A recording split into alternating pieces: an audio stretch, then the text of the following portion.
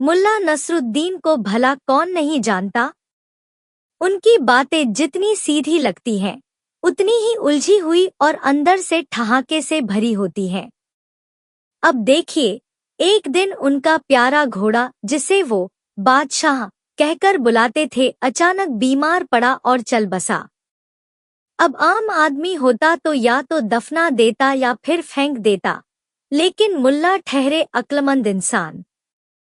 उन्होंने मरा हुआ घोड़ा देखा, माथे पर हाथ मारा और बोले, बादशाह, तू अब भी मेरे काम आ सकता है। बस फिर क्या था, उस घोड़े को अच्छे से धोया गया, उसकी चमकती काली चमड़ी पर तेल लगाया गया, आंखों में काजल डाला गया, गर्दन में फूलों की माला, पीठ पर रंगीन कंबल और उसके आगे एक रस्सी बांधकर शहर की मंडी की ओर ले गए। लोगों ने देखा तो पूछा, मुल्ला, घोड़ा तो हिलता भी नहीं, बीमार है क्या?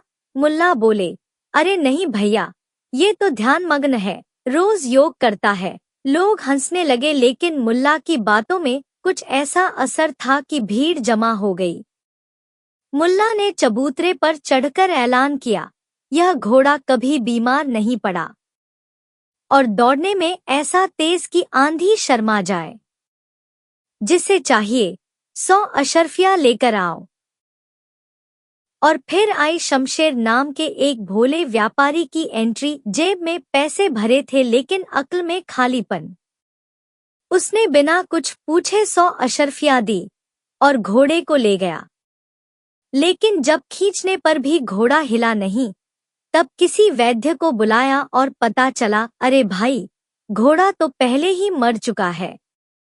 अब शमशेर दौड़ता हुआ मुल्ला के पास आया, पसीने से तर और गुस्से से भरा हुआ, और बोला, मुल्ला, तुमने मुझे धोखा दिया, मरा हुआ घोड़ा बेच दिया। मुल्ला मुस्कराए, जैसे ये सब पहले से तय हो।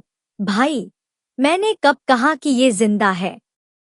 मैंने तो बस इतना कहा था कि कभी बीमार नहीं पड़ा और तेज दौड़ता है। अब तुमने ही तो चेक नहीं किया, दोष किसका? भीड़ पहले तो हक्की बक्की रही, फिर हंसी का ऐसा ठहाका गूंजा कि आसपास के परिंदे भी उड़ गए। और मुल्ला धीरे से बोले, दुनिया में 2 तरह के लोग होते हैं, एक जो सवाल करते हैं और दूसरे जो बस मान लेते हैं। और जो सिर्फ सुनता है, वो अक्सर धोखा खाता है। हर चमकती चीज सोना नहीं होती और हर घोड़ा जिंदा नहीं होता।